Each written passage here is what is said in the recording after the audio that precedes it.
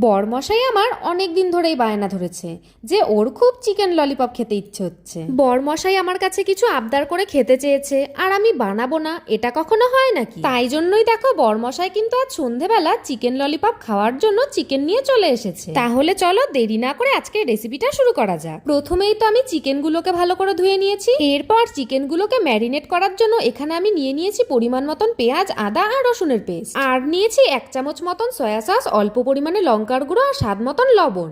সমস্ত উপকরণগুলোকে চিকেনের সাথে ভালো করে মেখে নিয়েছি। এরপর ঢাকা দিয়ে রেখে দিলাম প্রায় আধা ঘন্টা মতো। আর এদিকে চলে এসেছি আমি একটা ব্যাটার বানিয়ে নেওয়ার জন্য। তাই জন্যই প্রথমে একটা পাত্রে আমি একটা ডিম ফাটিয়ে নিলাম, আর এই ডিমের মধ্যে আমি একে একে অ্যাড করে দিলাম লঙ্কার গুঁড়ো, গোলমরিচ গুঁড়ো, লবণ, 1 চামচ কর্নফ্লাওয়ার আর 1 চামচ ময়দা। এই দেখো ডিমের ব্যাটারটা কিন্তু আমার একদম রেডি।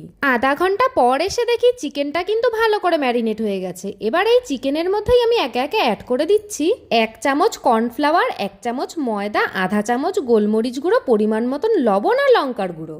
আর হ্যাঁ, অল্প পরিমাণে জল অ্যাড করে সমস্ত কিছু কিন্তু আমি আবারও ভালো করে মেখে নিলাম। এই দেখো চিকেন ললিপপ গুলো কিন্তু ভেজে নেওয়ার জন্য একদম তৈরি হয়ে গেছে। আর এদিকে আমি কড়াইতে অনেকটা পরিমাণে তেল গরম হতে বসিয়ে দিলাম। একটা করে চিকেনের পিস নিয়ে এগ ব্যাটারের মধ্যে ডিপ করে আমি কিন্তু একে একে চিকেনগুলোকে গরম তেলের মধ্যে ছেড়ে দিচ্ছি। এই সময় কিন্তু গ্যাসের ফ্লেমটাকে একদমই লো রাখতে হবে, না হলে কিন্তু চিকেন ললিপপের বাইরেটা লাল হয়ে যাবে আর ভেতরে কিন্তু সেদ্ধই হবে না। এই দেখো ভালো করে উল্টে পাল্টে বেশ কিছুক্ষণ সময় নিয়েই চিকেন ললিপপ গুলোকে কিন্তু আমি ভেজে নিয়েছি। তোমরা চাইলে এই অবস্থাতেও কিন্তু চিকেন ললিপপ গুলোকে টমেটো সস আর মায়োনিজের সাথে খেতে পারো।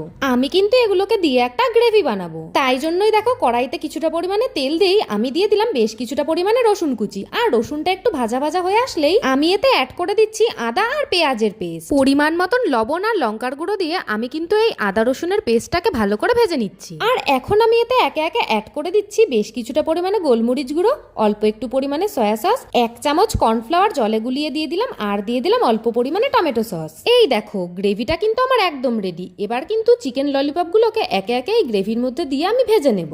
চলো ললিপপটা এদিকে হতে হতে কিছু দিদিভাইদের কমেন্ট পড়ে নেওয়া যাক। রাধা মাহাতো দিদিভাই আমাকে আগের ভিডিওতে কমেন্ট করেছে যে দিদিভাই আজকেও তুমি আমার নামটা নিলে না, আমি তোমার ভিডিও রোজ দেখি, এই তো আমি তোমার নামটা নিয়ে নিলাম। প্রীতি রানী দিদিভাই বলছে মাছের ডিম রান্নার রেসিপিটা খুব সুন্দর হয়েছে দিদিভাই, আমি বাংলাদেশ থেকে দেখছি, থ্যাংক ইউ সো মাচ দিদিভাই। পল্লবী ভট্টাচার্য দিদিভাই আমাকে বলছে তুমি কোনোদিনই আমার নামটা বলো না, আমার খুব ভালো লাগে তোমার রান্নার ভিডিও দেখতে, থ্যাংক ইউ সো মাচ দিদিভাই।